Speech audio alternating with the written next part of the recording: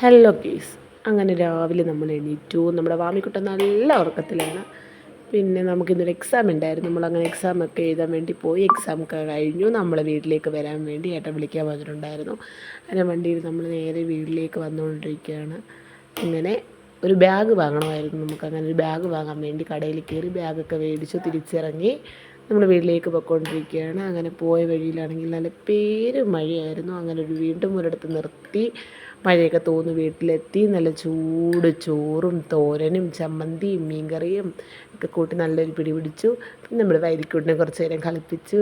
അവൻ നമ്മളെ നോക്കി ചിരിച്ചുകൊണ്ടിരിക്കുകയാണ്. പിന്നീട് ഞാൻ അവനെ ഒന്ന് ഉറക്കി തൊട്ടിയിലൊക്കെ കിടത്തി ആട്ടിക്കൊണ്ടിരിക്കുകയാണ്. എനിക്ക് ഹോസ്പിറ്റലിൽ പോകേണ്ട ഒരു ആവശ്യം ഉണ്ടായിരുന്നു. അങ്ങനെ വാമിക്കുട്ടി ഇത് നമ്മുടെ പുറകെ നടക്കുകയാണ്. അമ്മ എന്നെയും കൂടെ കൊണ്ടുപോകുമെന്ന് ചോദിച്ചുകൊണ്ട് അങ്ങനെ ഓക്കെ എന്നാൽ നീ വന്നു എന്ന് പറഞ്ഞ് അവളെ ഒരുക്കി നമ്മൾ നേരെ ഹോസ്പിറ്റലിലേക്ക് വിട്ടു. ഇത് നമ്മൾ ഓട്ടോയിൽ ഹോസ്പിറ്റലിലോട്ട് പോയിക്കൊണ്ടിരിക്കുകയാണ്. വാമിക്കുട്ടി നമ്മുടെ കൂടെ ഉണ്ട്.